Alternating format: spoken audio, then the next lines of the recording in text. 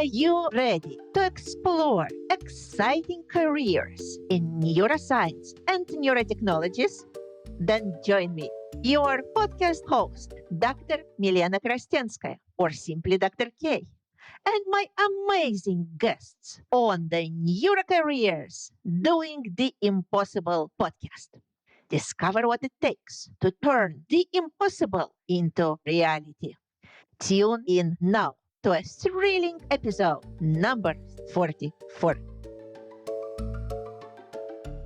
Dear listeners, welcome to the Neurocareers Doing the Impossible podcast, where we explore the careers in neuroscience and neurotechnologies.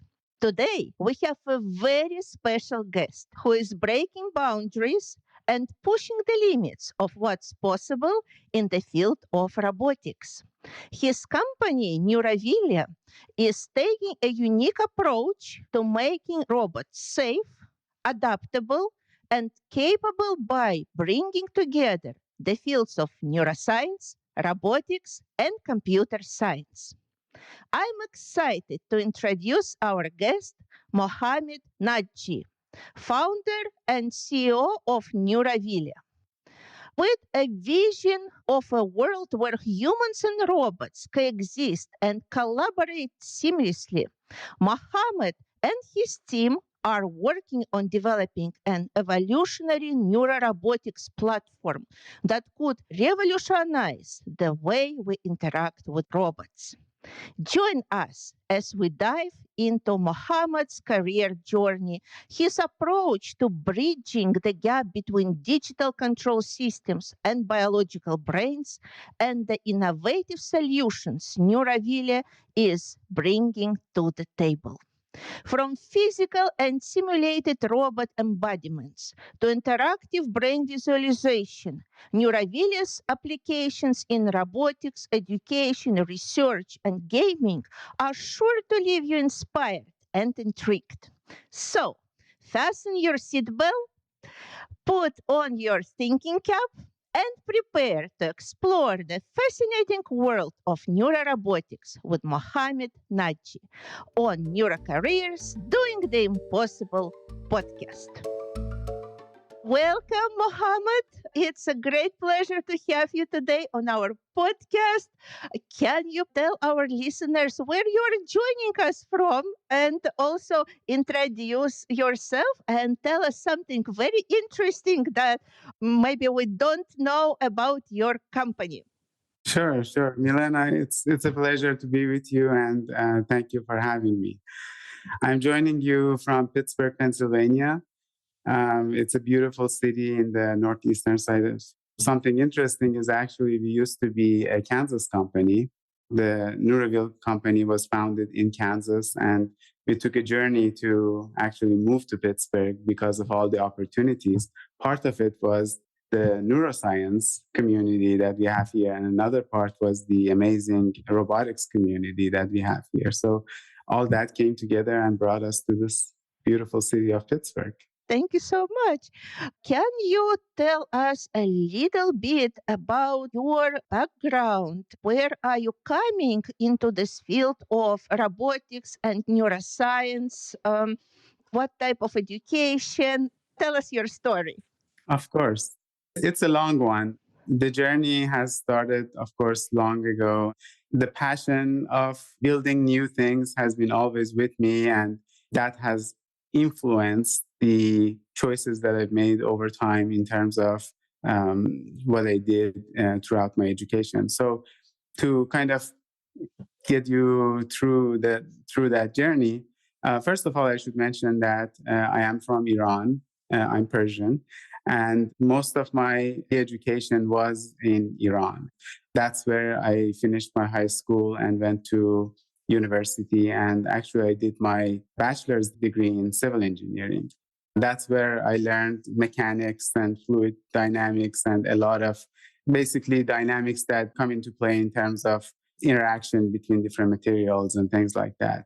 At that stage, of course, my passion was still evolving in terms of what I like. And From childhood, I was passionate about computer science and robotics in general, like building things and innovating new devices that can do things. One thing to mention was that when I entered university at that time, I had few choices. I was not clear exactly what I wanted to do. So I made a choice and I started studying civil engineering, but I soon figured that that was not the destiny that I was desiring for the entire my life. So I decided to finish my study in civil engineering, but along the way, I started taking courses in computer science and robotics and actually participated in competitions associated with robotics. When I started my master's, of course, that's when I moved to the United States and things changed. I started to change my program to computer science and electronics, and I did my master's in computer networking. That's when I started working for one of the Fortune 500 companies. At that time, it was LSI and changed to NetApp. It was a data storage company that gave me a lot of perspectives in terms of the industry and building enterprise software and how we can solve problems for people and developing solutions. And that led to doing more research in terms of what I like to do for my future. And as a result, I decided to start my PhD program. Again, that was the journey. Started my PhD initially in quantum computing and did a lot of research in terms of what I wanted to do exactly. Now, one thing that always guided me throughout all these decisions was that I always wanted to do something that can make a difference, a lasting difference for humanity, something big that is even worthy of a Nobel Prize, even at some point. So that was kind of my aspiration to just make a difference. Now, what that would have been, it was never clear exactly. I was always passionate about the human brain, the artificial intelligence, computer science, robotics, technology as a whole. So the early years of my PhD program was devoted into researching what can make a big difference, basically. And I was not in rush. It actually took me 10 years to complete my PhD program as I was working full time at NetApp at that time. So the research that I did basically led me to understand the big gap that we have in terms of machine intelligence as a whole and the potentials that artificial general intelligence can bring to humanity and the future of how we live.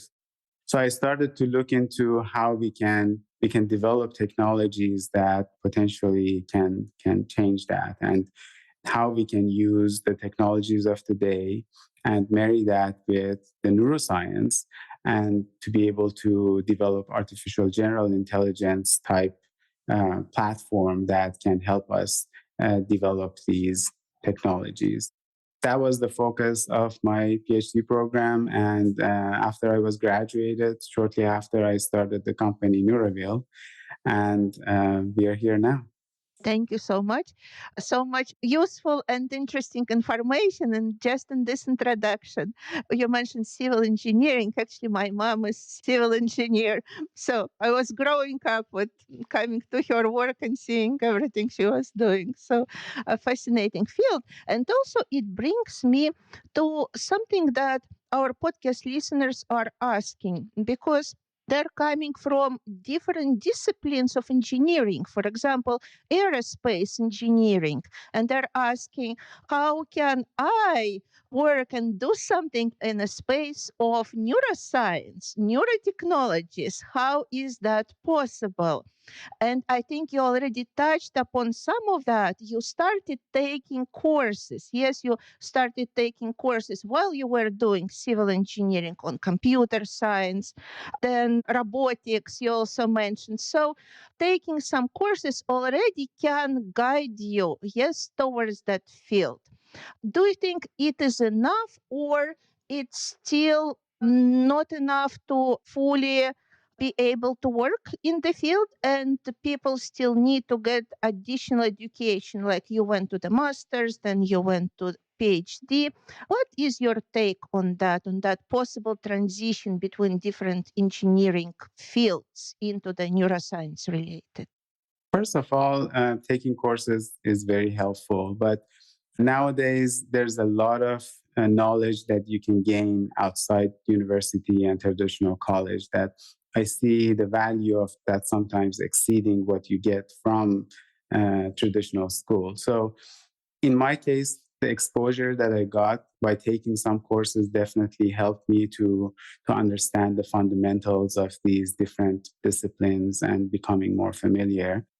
Also, I started to participate in competitions and activities, which definitely that was extremely helpful. Like extracurricular activities that you can do by participating in different projects, and also hobby projects. Like if you're passionate about something, it's invaluable to just get your hands dirty and do something, build something, do a project, and that of course makes a big difference. Now, in the case of neuroscience, of course, there's a ton of inspirations we can get from how the brain works. And depending on how people are thinking about the transition or using the knowledge that they have in the field of neuroscience in other fields, I think there's tremendous potential. And really, depending on what their passion is, I think there are different routes that they can take. As an example, the field of artificial intelligence fundamentally have been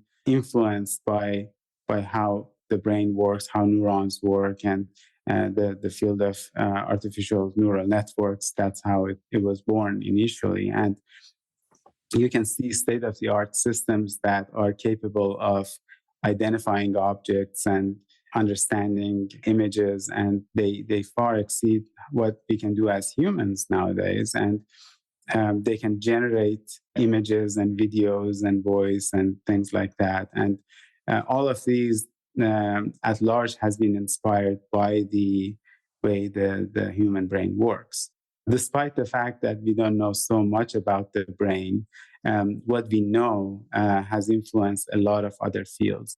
And also the possibility of using some of these tools as optimization techniques for the fields that you might remotely think is not related to neuroscience, but definitely there are ways that you can take advantage of these inspirations. So the reason I say that is that basically I think for people they need to see where their passion lies and what they really like to do, and if their primary education, for example, is in neuroscience and they're interested more in applied um, basically in the applications of neuroscience, there's a ton. And if they have some even basic engineering background, definitely they can utilize that and use that as a medium to be able to apply that to different fields. Interestingly, at Neuraville, the composition of our team is almost half and half, like neuroscientists and engineers working together. And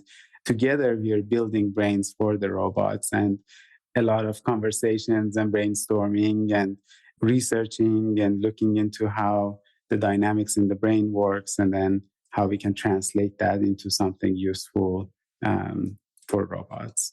Yeah, thank you so much. Also, what I noticed from what you were saying, that during your PhD, you basically already were working on the project that later became the project of your startup. Yes, you already were building that platform. And that is very, I think, important thing to emphasize, because many students, which is absolutely okay, but they usually go to work on a project already given by a supervisor. However, I emphasize that even if the project is given, but it's important to have your own idea of what you want to develop and to look at everything through that lens. Maybe even doing a different project, but already keeping in mind your own project, you can learn certain things and think, how can I apply this? How can I apply that? So that after the PhD, you already have at least a foundation for your own project. I remember in one of the recent podcasts, Dr. Christoph Guger from GTech, medical engineering, he said that during PhD, he developed his first BCI device that he was able to sell, and then he started his GTech company. So it's very similar to what you said. So what can you tell to our listeners in regards to that? And in general, what do you think about those different approaches, doing, supervisor's project only or having your own idea, and how actually to be able to do it, because probably not in every place you can do your own project. Absolutely. That's a great question. So I would put it this way that, first of all, I think the goal of people who pursue PhD varies, of course. Like some would like to get that as a higher level education, for example, to get into research. And they might not necessarily have the aspiration of starting a company of their own, but they're passionate about getting into details of some matter and to be able to understand it deeply and be able to perform research. Some they like to teach, for example, in college. So their goal is different, and that would of course shape the decisions that they make and the type of research that they do. But for those that they're interested in building their own company and being able to invest in themselves and have others kind of join them to be able to do something revolutionary. For those, my advice would be not to follow suit exactly what maybe an advisor would tell them to do or continue. Of course, we can't always come up with something brand new. So that's not always the option that you can have. But I think it is worth taking a pause and doing research in terms of what you like to do, what you're passionate about, what you think can be solving problems. That's a very important thing. That what gaps do we have in the industry? What gaps do we have in different areas, different spaces that a solution would be basically a differentiating factor. And by doing some research first in that sense, and of course what passion you have, what capabilities you have, then you can target your research into kind of that specific area. And that was the case for me. It took me almost 5 years throughout my PhD program that I had no idea exactly what my research topic is going to be. After 4 or 5 years, I came to the conclusion that what I like to do, what is that research topic. And of course, initially it was frustrating that I was trying so many things and couldn't really nail down exactly what is the area of research that I like to focus on. But I knew the general direction. I knew in general what I wanted to do. But the specifics matter, especially if you're working on a PhD that you want to devote all your time researching something, developing something. So I think that perspective matter. I think taking the time to do the research matters, and then making sure that you be flexible, that along the way, sometimes you identify that you are going the wrong path. So sometimes you need to turn around and maybe go a different path. And that has happened to me quite a bit as well. Like it wasn't like a magic bullet that I found, okay, so this is the path to go. And then, for example, the platform that I started to build during my research, I refactored that and rebuilt that many, many times. And it failed, and I redid that and failed again and did it again. And so definitely perseverance would be important, and kind of making sure that you look at the end goal that you have, and then everything else eventually comes together to help you achieve that. Thank you so much. And you already answered one of my questions that I usually ask our podcast guests. It's about what helped you to overcome the challenging situation in your career, in your research, and you explained, and it's perseverance. Yes, so very important. And some other podcast guests, like Professor Opi from Synchron, he said the same, that the perseverance is the key. So, and also imagination. So, what helped him, it was perseverance. So, thank you very much for mentioning that. And now you also mentioned the importance of finding a gap, and you definitely found that gap. Can you tell more? What is currently the gap between this interaction between humans and robots? What are you trying to solve? How are you trying to help this interaction to become seamless? Absolutely. Yes. Of course, many gaps right now that we are trying to address. But to kind of sum it up, when we compare the machines with the humans, there's a distinct difference that we as humans, we can understand the value of life. We can connect with each other. We can feel. We can understand our environment deeply. We can understand the physics, not from the mathematical sense, but from action and reaction sense. Like we can understand how the world around us works. We can understand emotions of each other. There's just so much that comes together to make us as humans. And for us to be able to have assistance that can help us when we are in need, when we are vulnerable, we really need, if we want to leverage machines that can help us in those situations when we are vulnerable, when we are in need, we really need machines that can understand those aspects. They can, on top of everything, they can understand the value of life. That's where safety comes into play. That they can understand what can hurt someone. It could be physically, it could be emotionally. Also, to be able to communicate effectively with humans. Part of it would be through gestures, through language, but it would be also through different mediums. All of that are extremely difficult to do. And when you think about robotics and computer science, of course, many decades ago, the approach was to program things. If something, then something else. And that was not scalable, of course. Programming every single situation and condition was not practical. And there came the deep learning era that, inspired by the human brain to some extent, that of course revolutionized the field of computer science, robotics, and artificial intelligence as a whole. So nowadays you see all these tools that they can do amazing things. But when you look at them, they are narrow focused. You have these tools that they can do amazing things, like you've seen ChatGPT recently have revolutionized many areas. You can write programs, you can have conversations, and so on and so forth. But they're kind of still single focused. And even with the evolution of something, again in ChatGPT example, like the new versions, you have multimodalities. You can include pictures, you can have audio, you can have text.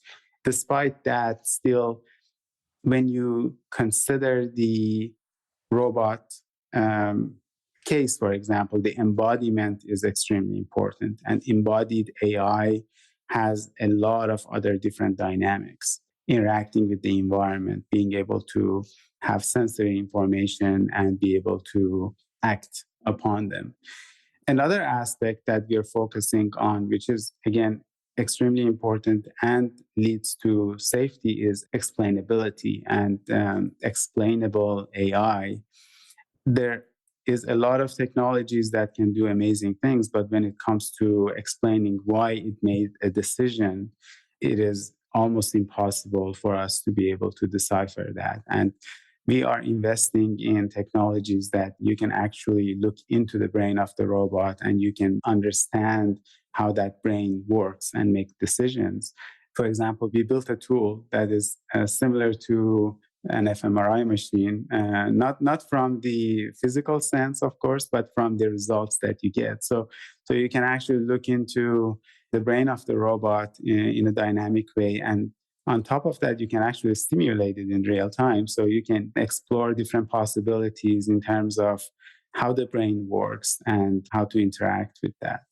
And one of the interesting things actually about how we are approaching things is that by getting inspirations from the brain, we develop motifs and different neuronal circuits, microcircuits that actually do individual tasks. And we use them as building blocks to build more and more complex circuits that they can control the robot. And our goal is to make them autonomous and be able to empower the robots that they can actually be self driven and be able to safely interact with people and help us ultimately. Yeah, thank you so much. And in terms of the application of robots and their integration with humans, what are main areas where your work can be applied? Maybe you can provide examples, like real life examples of possible applications. Definitely, definitely. Let me start with our end goal actually and what we are working toward, and that is assistive care space. And that is the area that it can benefit potentially, not necessarily the most from an economical perspective. That's not our focus to look into what can make the most money or what is going to be more in demand, but to look into where do we need help the most and when do we need that the most. And that's when we are most vulnerable. And that's where the assistive care space come into play, that looking into that area, you see that a lot of caregivers are drained, and unfortunately, it's a very taxing profession. It requires a lot of attention, it requires a lot of patience, it requires a lot of endurance. And unfortunately, during the COVID area, we saw that to the extreme, that how much our community was in stress to especially the medical community, that the caregivers to be able to support all these COVID cases, for example. So assistive care space is basically one of the areas that we are working toward, but it happens to be the most difficult to address. And as a result, we actually have to kind of dial it back and look at what are the kind of stepping stones for us to be able to achieve that end goal. And because of that, so all of these fall under a group or a class of robots called service robots. And service robots is a classification of robots that is very broad, and of course it covers a very broad spectrum: cleaning robots, search and rescue, exploration, the ones that are used in retail, delivery. All of these can be considered as service robots. Even agriculture, for example, there's a lot of use cases. So that's the space that we are targeting in general, like the service robot industry. And we're kind of looking at how we can fix the problems for the most simplest form of the robots. And usually the ones involved in cleaning are of those that are the easiest kind of to interact with, and they're less demanding in terms of the use cases. So we are starting with that space and then kind of working our way up to, of course, the assistive care, which is our ultimate goal. Thank you so much. And what are those major problems that you are trying to solve? Even, let's say, starting with the cleaning robots. Yes, so what do we have now, and what is the main problem, and what are you offering? What you are trying to bring in? First of all, the adaptability of the robots is one of the biggest challenges. And when you think about service robots, looking at just the simplest form, even the cleaning robots, like the Roomba, which is one of the most famous example of that. When you look at how flexible they are, or maybe not at this point, like you are very limited in terms of the type of surfaces that you can have them, the type of objects that they can collect, the intelligence to be able to clean areas effectively, for example, depending on the map of it. Like avoiding different objects. If you have pets, for example, there could be some challenges in those situations.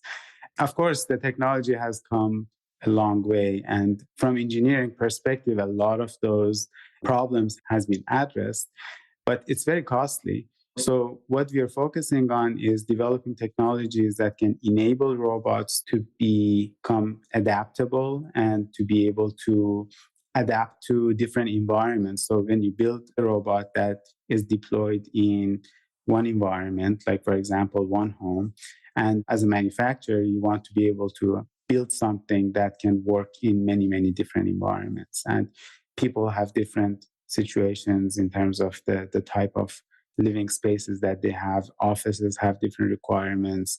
If you think of cleaning in industrial spaces, there are different requirements. If you think of it in crowded places, avoiding objects like, for example, in a retail store, or if you consider it in an airport. So making sure that the operation is safe, that safety becomes important. So those are the areas that we focus on to build our technology in a way that it can actually adapt and be able to expand and extend to all these different situations. Thank you so much. And how does your platform that you are building can help you achieve that adaptation, adaptability of the robots? That's where the evolutionary aspects of our platform come into play. And one of the novelties of our approach was that we took a step back completely and kind of looked at, okay, so we are possessing this marvel, our human brain, that we can do so much with it. But how did we come up with that? How did it come about? And that's where the evolution come into play, to look into what took for the brain to become this complex, this become this capable, and why are we so adaptable? When you look at the human brain, or humans as a whole, we can live in many different environments. Sometimes, like for example, initially when you move to a new job or new place, new living environment, for a few days it might be a little bit difficult, but we adapt very rapidly, and that's amazing. Like, imagine that you can build a robot that is that flexible, and you build it once. You can the investment of developing and creating a robot once, but that robot to be adaptable so much that you can take it from one environment to another and be able to function. That would be a marvel of engineering. Of course, it's not easy, and it requires a lot of research and development, but achieving something like that would be revolutionary. And the approach we take was to look into the evolution. And what we're doing is that we are encoding the essence of the artificial brain that we're developing in the form of genes in an artificial genome data structure. And the whole system is designed in a way that we can develop these different modalities, different capabilities in the form of genes that they become an artificial brain, and we can use evolution to be able to make improvements in terms of the capabilities. And not only that, we are also looking into the developmental aspects, which is, I think, extremely important and not to be ignored. That again, us, we don't just get born with an adult brain. Our brain adapts and develops over many years to become this capable as is. And depending on where we grew up and what we are exposed to, our capabilities would be different as well. So we are also accounting for the developmental biology and the developmental aspects of what leads to the creation of the adult brain. And all of that come into play to help make robots adaptable. That is amazing. So, do I also understand correctly that the robot that you are going to create or you're creating, it will have a possibility to change and evolve dependent on the situation, to learn, to maybe develop new algorithms? Is this something you are trying to do? Mimicking basically a biological basis that humans have. So, a couple of things. First of all, we are a software company and we are not developing anything on the hardware side. So, we are developing the software technologies that would enable and empower a robot to be able to take advantage of its hardware to the fullest. Now, another thing is that we are doing our best not to mimic anything from the brain, but primarily to be inspired by how it works because of course, the differences in terms of the medium we have, the biological brain, of course, with all the needs it has a lot of advantages and it has also a lot of disadvantages. Like you need to have the circulatory system and you need to have a lot of support to give bring nutritions and all that. And of course, there are limitations in terms of the size of our skull and many other things that potentially limits actually our brain. But on the other hand, of course, the level of parallelism that we have in a biological brain is unmatched. And it would take decades for us to be able to technologically build something that is capable of running in such a parallel fashion. So, because of that, we have to kind of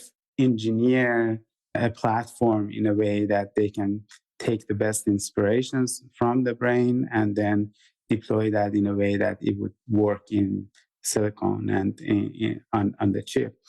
But one thing that is helping us is that we are building our entire software in separation of the anatomy of the brain and what brings the intelligence to robots. So when it comes to the development of different capabilities for robots, a lot of those are pretty much how neurons are created and how they're connected synapses together. So we're building the system in a way that just looking at studying the anatomy of the brain, those connections that we learn how the information travel through different cortical structures, that can translate into structures that basically can lead to different behaviors in the robot. And one of the kind of features or importance of the platform that we're developing is that all of these things happens without writing code. We are not developing algorithms for different behaviors. There are algorithms that drive the physiological aspects of the brain, like, for example, to facilitate the neuron firing, the leaky behavior of the neurons, and some of the adaptations that they have. Those are driven by algorithms, and that's where the computer science come into play to make sure that effectively we can have the system work and the physiological aspects kind of come together. But when it comes to the anatomical aspects, we have the connectome developed from the genome that we have, and that connectome is purely neurons and synapses, and that's what gives rise to all the behaviors that we would see from the robot. Thank you so much. Very interesting concept. I love the idea. How your ideal robot, well, let's take again the cleaning robot, or you might take another example, how it would look ideally. What is your ultimate vision? Where are you going? Can you describe it? Yes, sure. So, form factor wise, they could take many different shapes. Of course, depending on the use case and depending on the problem that the robots are intended to solve in general. So, we are not envisioning something that is like one specific kind of embodiment that can be effective in every single thing. Like us as humans, we are amazing and great in so many things, but we fall short in some cases. Now, when it comes to assistive care, I think that's where a humanoid form factor for the robot would make most sense because you expect the robot to be able to accompany a human everywhere it goes and to be able to walk with the human wherever there's a need to go, to be able to feed, to be able to clean, to be able to communicate, and so on and so forth. And I think for that, humanoid form factor would be the most suitable.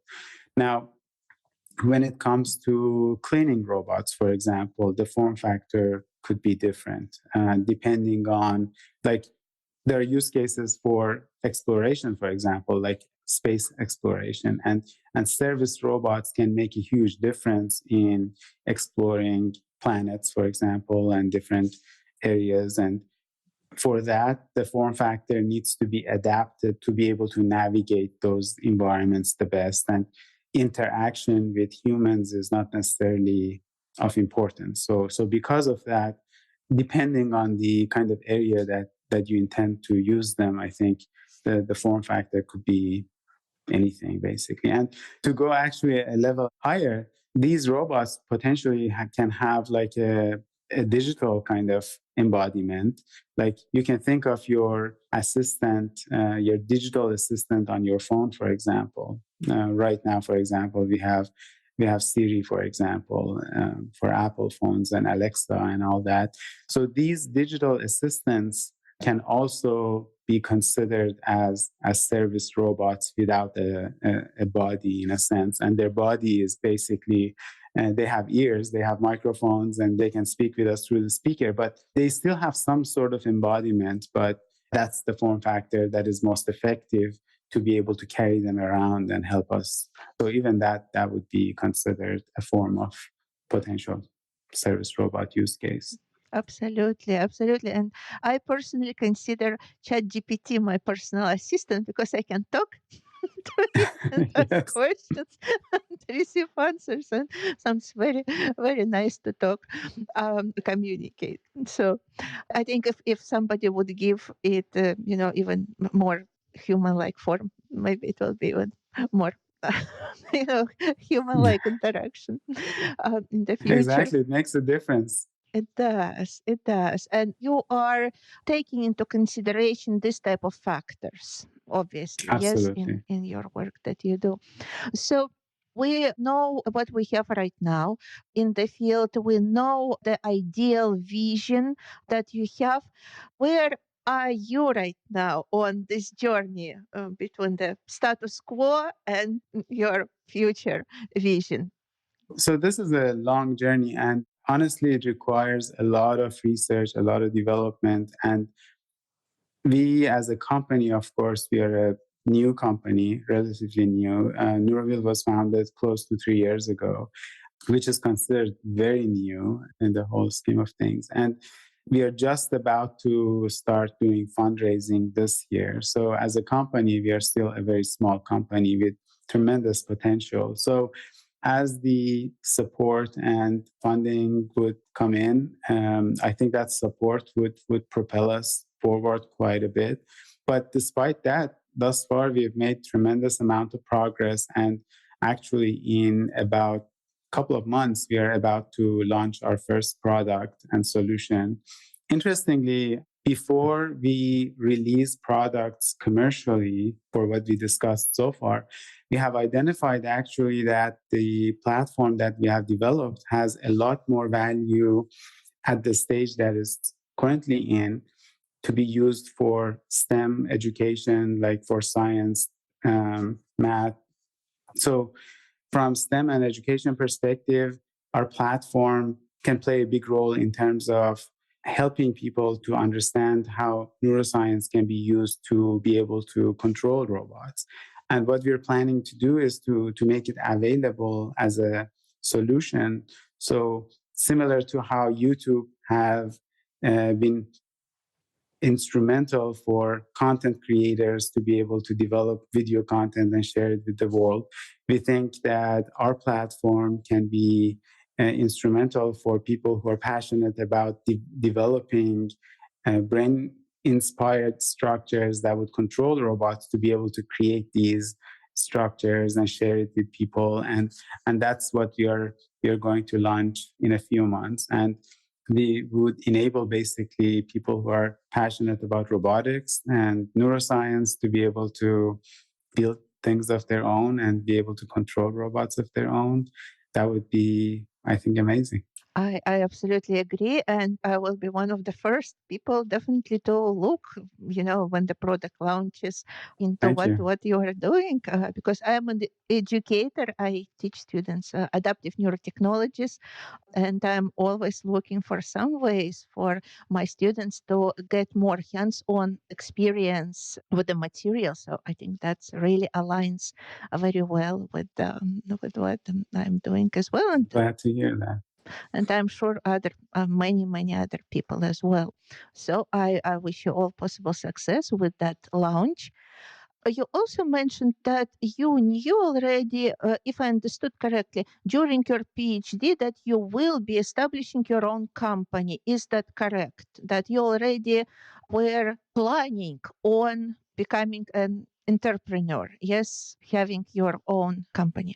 Actually, long before starting my PhD program, that was the reason I started in the first place. That I was looking to start a company that would be deeply technical and research oriented, and that's where my passion was in terms of building something innovative and something that is not just build something quickly and be done, but something that can kind of first of all can satisfy some of my passion for science as a whole, but I thought having a PhD would help me along the way to be able to work as a PI for the projects that we need. I thought having a PhD would be helpful.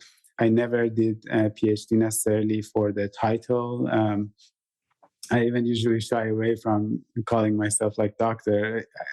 Definitely, it's an amazing achievement, but I think the value you can get by just going through that exercise can make a world of difference in terms of the career that you would like to have. And now that I kind of look back and see the experience, now to be honest, the things that I learned from the classes specifically, it is sad to say I only see value using maybe 20% or much less, even maybe 10% of what I learned from the classes specifically. But I think the learning that came from the dissertation and the research and even identifying exactly what to do research, I think that on its own was the most valuable thing and taught me how to be able to approach the business to some extent from some elements of it. Definitely as part of the research work that we need to do, writing papers, writing scientific materials, interacting with people. It opens up a lot of doors to be able to work with scholars and to be able to speak the same language in a sense. And knowing what you want to do can definitely influence things. And for people who like to start their own business, of course, by no means I'm saying that having a PhD, for example, is a must. Is depending on the type of business that someone might like to have, and if they like to start a company, having a PhD, for example, could be beneficial. It also could be on the other way. For some cases a waste of time because it takes like a very long time. Minimum, someone can finish it maybe in 4 years, and in my case, it took 10 years to do that with working full time. And if I didn't want to use it the way I want to use it, I mean, it would have been waste of money and time, of course. So I think that element of it is really important. Yeah, and I'm very curious what inspired you to really develop your own company, your own business. And because there are different routes, yes, some people might go to the academia and work there and still develop their new approaches and have all the support for the research they're doing. Yes, but you already were going very with very clear idea that you will have your own business. So what was that really make you be determined to do specifically that?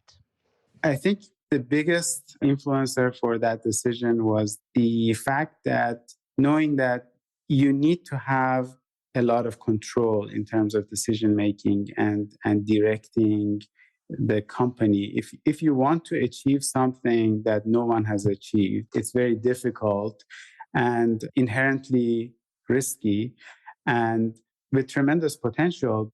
You need to have a lot of control in terms of the decision making that come into play to be able to achieve that goal. And when you're working for another company, it doesn't work that way. And I gained a lot of invaluable lessons when I was working in the industry. That I've had cases, for example, that I worked on projects that I've been very passionate about, and I worked for many years on something, and it was fruitful also, but sometimes it wasn't aligned with company's future direction.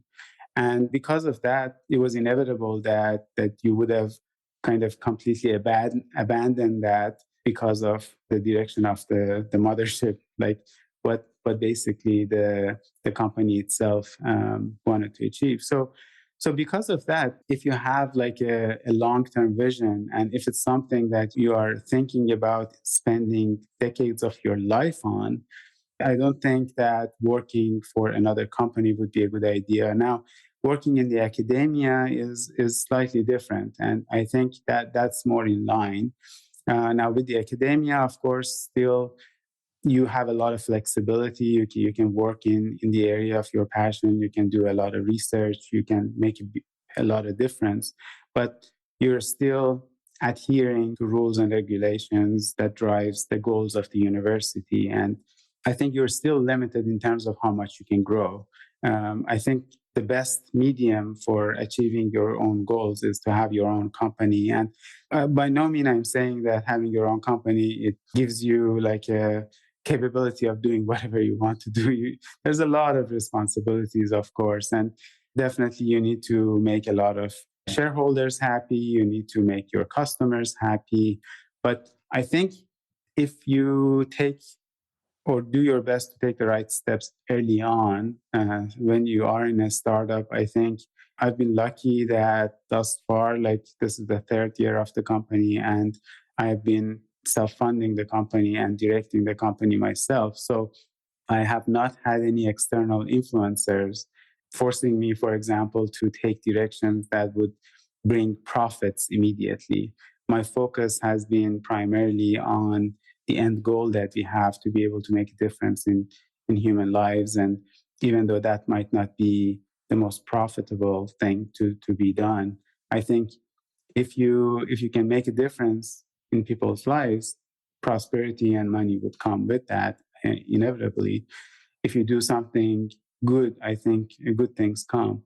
But I think having the mindset of just having the most profits, that kind of destroys things. And because of that, I think decisions that you make as a business owner would become very important and definitely influential. But ultimately, kind of to get back to the question that you asked, is that I think if someone has an idea that they think it would require longer term investment and they think it can make a difference, my recommendation would be, if they can, look into having their own business, and not necessarily and figuring out how they can solve the problem. The most important thing is that what is the problem, and then figuring out eventually how to solve the problem, and then how to be able to monetize that, to be able to then put money back into the business to be able to propel that idea forward. Thank you so much. And what do you think are those skills and qualities that you possess that help you to be a successful company owner? Now, judging the success in the company, of course, I shouldn't judge myself. I let others do that. But I think skill set wise, it requires a lot of skills. Of course, first of all, I think it's the people skills that matters as a company. Like when you establish a company, I think automatically you are in a company, like you're not alone, and you need to be able to work with people, expand your reach, be able to collaborate within the company, outside the company. So I think people skills is extremely important to have. Technical skills, becomes extremely important depending on the nature of the company.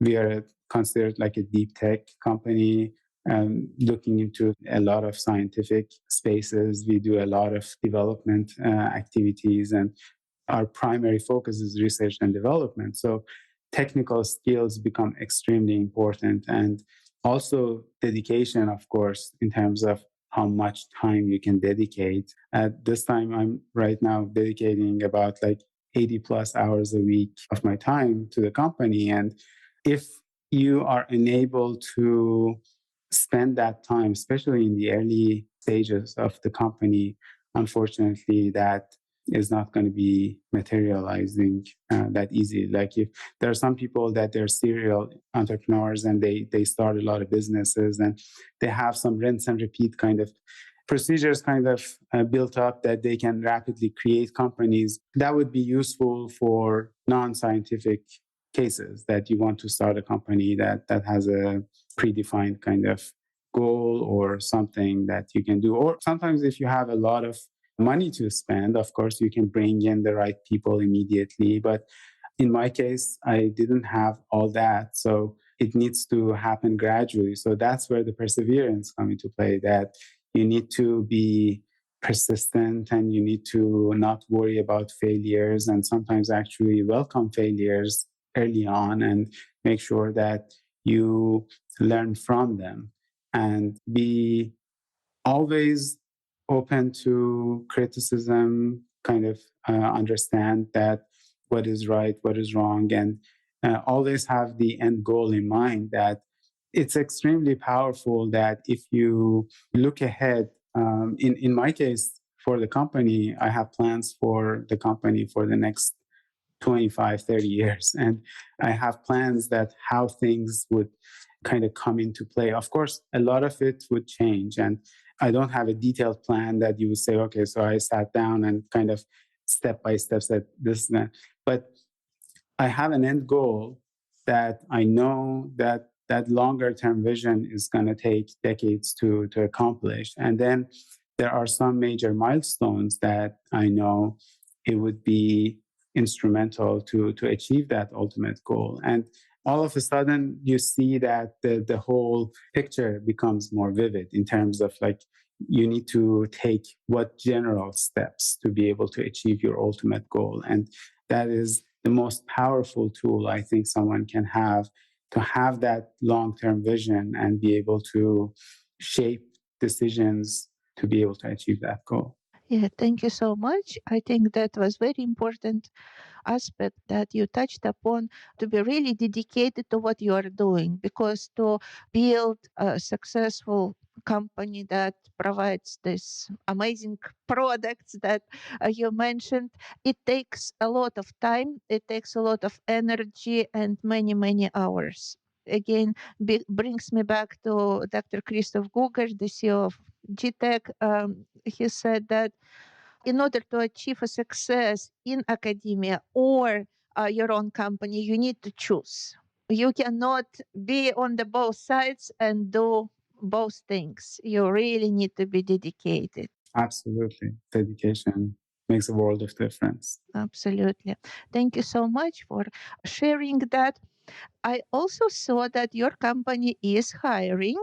Yes. So, for those who might be interested in job opportunities at your place, what are you looking for in your employees? What are the most important skills? What qualities you are looking for in people who are applying?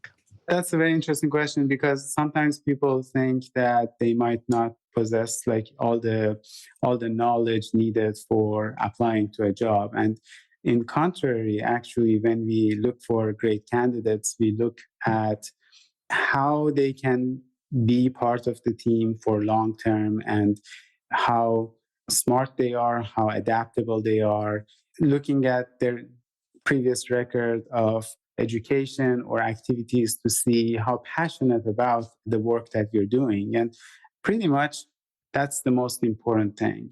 For myself, even, like, there's a lot of things that I don't know. And since we started the company, we have adopted a lot of new technologies that no one in the company knew about. And we learn. And I think the most important skill set that someone can have is the ability to learn and demonstrate that they are passionate about what we do, and they like to learn, and they are capable of learning, and they are interested to be part of the company long term and be able to make a difference. That's the most important thing. And of course, technical skills matter because you need to be able to succeed in your job and be able to do things. But I think as long as you have some basic background in the area that you need and you have the will of learning, the rest works out.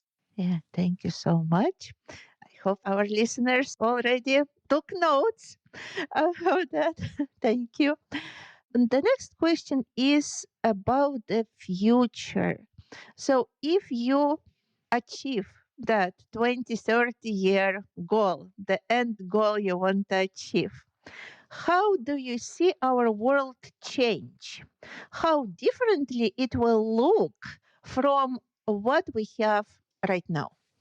That's a great question. So, unfortunately, a lot of it depends on how us as humanities evolve and some of the fights that hopefully we choose not to fight and live alongside each other. But the way we envision that our technology can change lives is that we can actually focus on enjoying our lives. I think the most valuable things that we have in our life is the time and the people that we love. And if we all look around us, majority of the time we have is spent on work.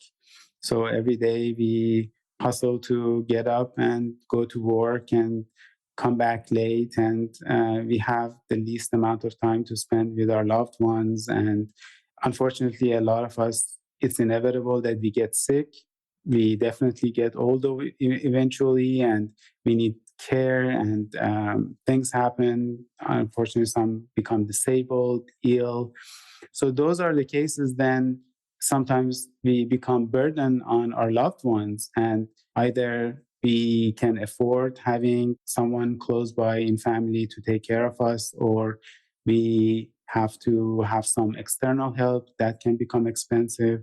So what we're envisioning is that we can actually offload all these mundane activities and let robots to become our partners in terms of assisting us in life. And definitely the world is moving toward that. And unfortunately, a lot of people are scared that they think machines are going to take our jobs and we are going to lose a lot of jobs and unemployment would go up and things like that. But in contrary, actually, I think that's a good thing. I think if we can have machines do a lot of things that we do, we can focus on the things that the machines cannot do. And we can, first of all, I think we have the gift of life that I think we should enjoy fully.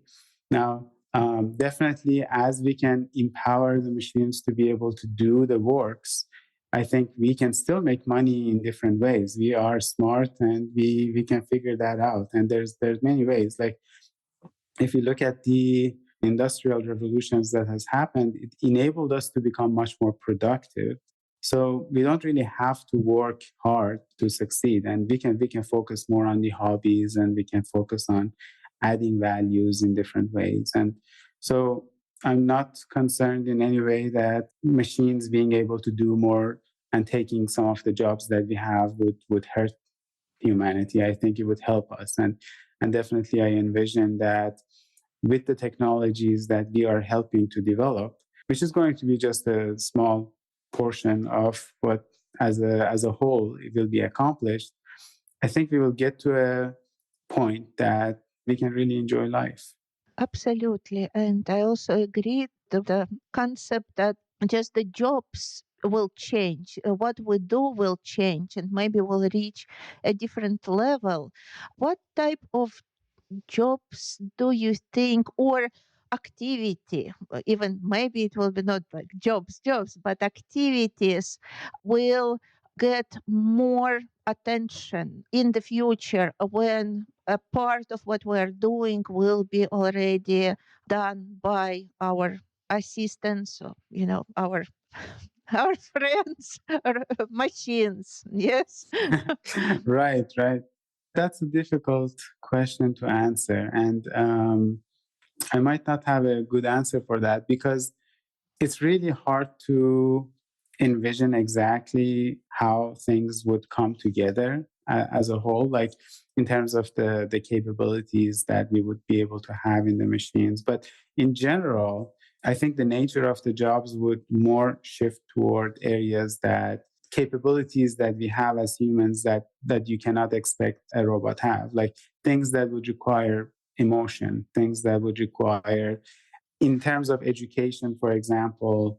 And I'm not sure if I have really a good answer. I need to think about that because, frankly, there's a lot of things that the robots would be able to eventually do. And for example, could you ever imagine that you could ask questions so easily from a machine and to be able to get responses that are so useful that you can apply? So when it comes to, of course, for technologies like this takes a long time to evolve, but it's just a matter of time. And I think they can become great educators even. And so from education perspective, I think they can do a good job.